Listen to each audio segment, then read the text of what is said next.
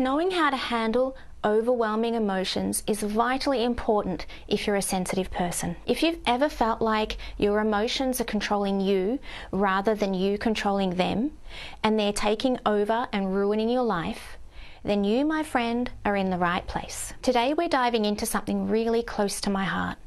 Navigating the ocean of overwhelming emotions as a highly sensitive person, or HSP for short. Highly sensitive people are finely tuned instruments when it comes to emotions. We feel everything deeply: joy, sadness, beauty, and pain. It's a gift, but it can also be quite the challenge, because overwhelming emotions can hit us like a tsunami, unexpected and powerful. So what do we do when the wave hits? Here's a step-by-step guide that I personally use and recommend. The rescue technique for emotional well-being. Step 1. Recognize. The first step in managing overwhelming feelings or stress is acknowledging what you're experiencing. Take a moment to identify your emotions without judgment. What are you feeling? Are you feeling anxious, frustrated, sad, or something else? Recognizing and naming your feelings is the critical first step towards addressing them. Step 2. Exhale. Breathing techniques can be incredibly effective in calming the nervous system. Focus on taking deep, controlled breaths. A simple and effective technique I find most effective is the prolonged exhalation breathing technique.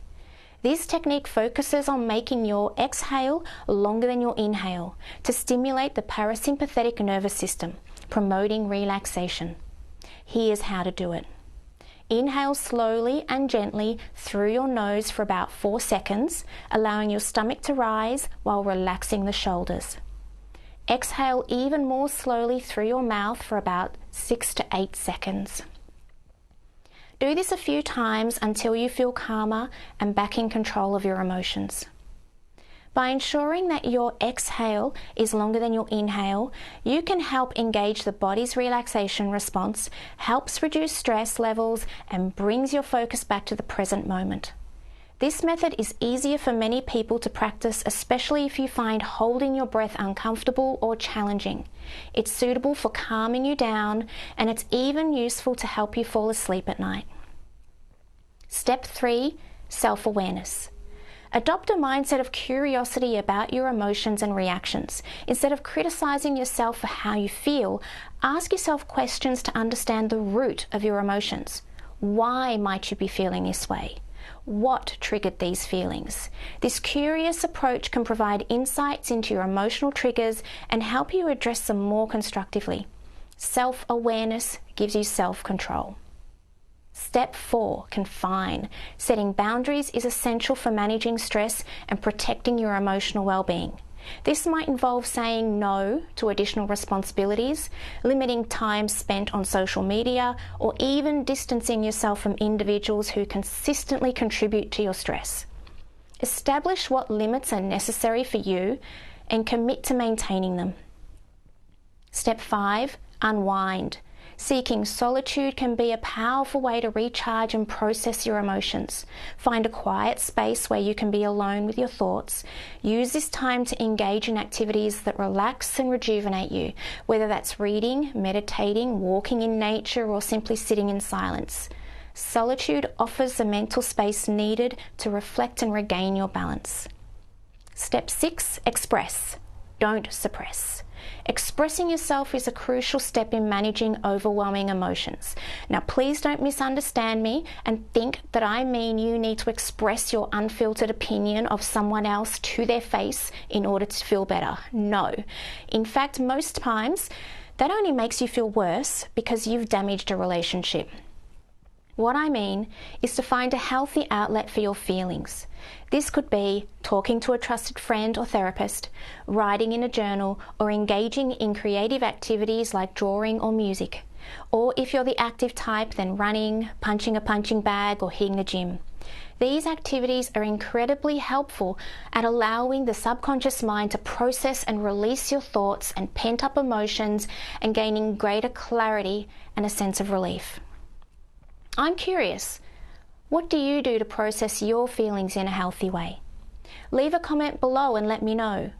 I want to create a community where we share ideas and experiences and help each other, because together we can discover new strategies, support one another through challenges, and grow stronger emotionally. I find journaling to work for me, and over the years I've developed a journaling technique I call V.O.M.I.T, which stands for venting of my inner thoughts. I literally want to vomit out all of my toxic thoughts, allowing my unfiltered stream of consciousness to flow onto the page, being as childish and petty as I like, because no one will ever read it. I'm just dumping it all out onto the piece of paper instead of unleashing it onto another person and potentially damaging that relationship. You can't take back what's been said.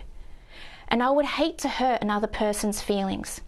By releasing all of my hurt and pain onto the paper, I empty the well of emotions, and by the end of the journaling session, I've calmed down. This then allows me to see the situation clearly, and 99% of the time I realise I'm upset because of a misunderstanding, and I know what I need to do to fix the problem. And most of the time, I don't have to do anything. By following the rescue technique, you can navigate through emotional overwhelm and stress more effectively. Remember, it's okay to seek professional help if your emotions feel too difficult to manage on their own. Taking these steps, recognise, exhale, self-awareness, confine, unwind and express, can lead to greater emotional resilience and well-being. If you found this video helpful, give it a thumbs up and make sure you subscribe for more content crafted just for you. You're not alone on this journey. Together we can embrace our sensitivity and transform it into our superpower. Now, if you want to learn more about the pros and cons of being an empath, where I share with you some tips and tricks I've picked up as a hypnotherapist that have been a game changer for me and my clients, so I'm sure they'll work for you too, then check out the suggested video on the screen now. And I'll see you in the next one.